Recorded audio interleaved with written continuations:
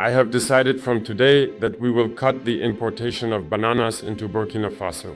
I've instructed the Minister of Agriculture to begin immediate groundwork on a national banana plantation.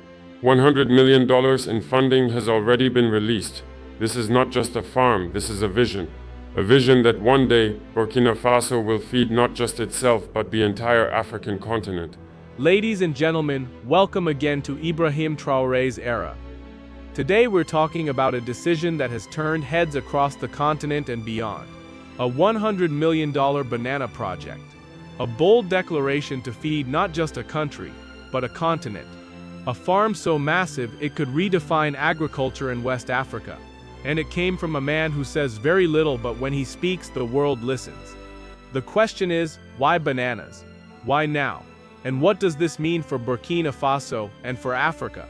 We're going to explore the strategy behind this announcement.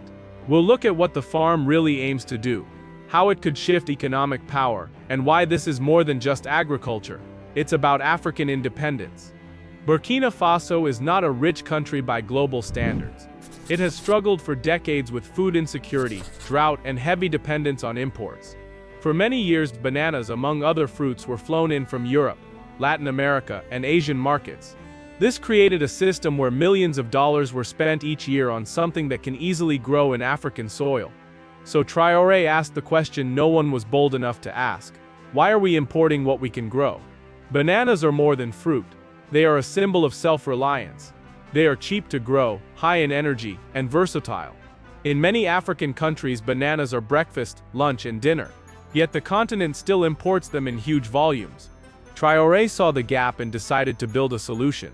According to government reports, the farm will span thousands of hectares, starting in the fertile zones near the south of the country. The goal is not just to grow bananas for local markets, but to export them across West Africa, and later the entire continent. Employment is another big piece of this puzzle.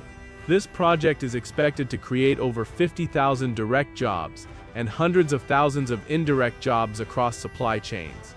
From farmers, engineers, drivers to market women, the banana farm is designed to stimulate the entire economy.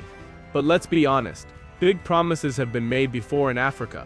Projects have been launched with cameras flashing, only to disappear with time. What makes this different? Here's the answer. Traoré is not a traditional leader. He doesn't speak for applause. He doesn't make announcements unless the groundwork is already moving.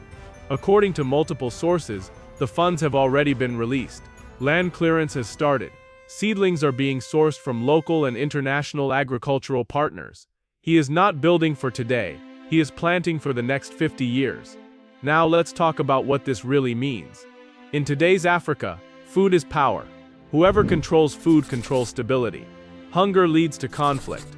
Hunger weakens nations. If Burkina Faso can produce its own food and more than it needs, it becomes a supplier, not a beggar. Imagine this. Instead of importing bananas from Europe, West African nations begin importing from Burkina Faso. Instead of sending money out, wealth circulates within the region. That is how empires are built. And make no mistake, this is part of something bigger. This banana farm is just one piece of a national strategy Traoré has been quietly putting in place. From gold reform, military reorganization, to food independence, he is slowly cutting the strings that have held the country down. Some critics say it's too ambitious, that Burkina Faso is not ready for such a leap, that the country is still too unstable. But history tells us something else. Great leaders don't wait for perfect conditions, they create them. This project is not just about fruit, it is about dignity. It is about not begging foreign companies for food you can grow in your backyard. It is about feeding your own children with your own hands. And it is about showing other African nations that it can be done.